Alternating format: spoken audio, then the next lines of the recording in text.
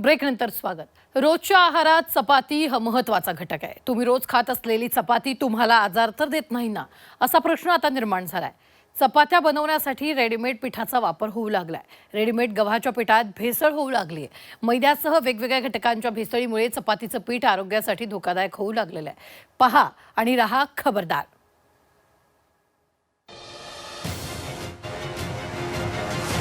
Readymade पिठाची चपाती खाताय, खबरदार.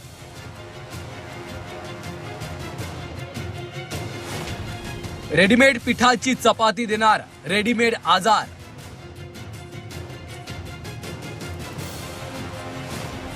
विकतच्या भेसळयुक्त पिठामुळे विकतचे आजार.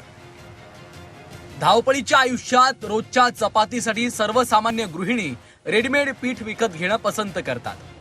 झटपट पीठ काढलं, कणिक मळली की चपाती तयार.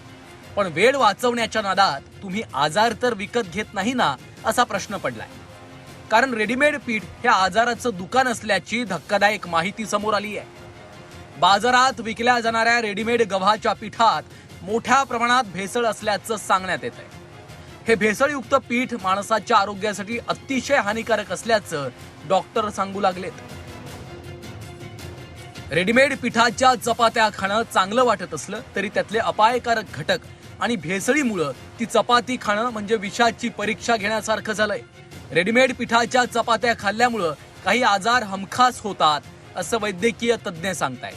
भेसळयुक्त पिठाच्या चपात्या खाल्ल्यानं पोट फुगणे, गॅस, डोकेदुखी, थकवा, त्वचेवर पुरळ येणं, आतड्या संदर्भातले गंभीर आजारही होऊ शकतात. भेसळयुक्त पिठामध्ये बॅक्टेरिया आणि व्हायरसेस असतात आणि त्यामुळे बॅक्टेरियल किंवा व्हायरल गॅस्ट्रोएंटरायटिस म्हणजे उलट्या आणि जुलाबांचा त्रास होऊ शकतो. भेसळयुक्त पिठामुळे आतड्यांच्या आणि पोटाचं जे आतील आवरण असतं त्याला इजा होऊन inflammatory bowel disease, Crohn's disease, त्याच्यानंतर अल्सरेटिव्ह कोलायटिस असे दीर्घकालीन ज्याच्यामध्ये अपचनाचा त्रास होतो किंवा खूप दिवस उलट्या आणि जुलाब होऊ शकतात, रक्त कमी होऊ शकतो, असं त्रास हा भेसळयुक्त पिठामुळे त्याची शक्यता असते. बाजारात विकले जाणारे सगळेच पिठाचे ब्रँड भेसळ करत नाहीत, पण वाढत्या भेसळीच्या घटनांमुळे चांगलं पीठ कोणतं आणि भेसळयुक्त पीठ कोणतं हे ओळखताना गफलत होते. ही गफलत टाळण्यासाठीच भेसळयुक्त पीठ ओळखण्याच्या काही ट्रिक सांगितल्यात. गॅसवर तवा गरम करून त्यावर गव्हाचं पीठ टाका आणि गॅस चालू असतानाच चमच्यानं हलवून घ्या. लगेच हे पीठ भाजलं जात असेल, करपत असेल तर ते पीठ भेसळयुक्त असेल. पीठ भाजायला वेळ जात असेल तर ते शुद्ध गव्हाचं पीठ आहे, त्यात भेसळ नाही हे स्पष्ट आहे. चपाती करताना पीठ चाळून घ्या.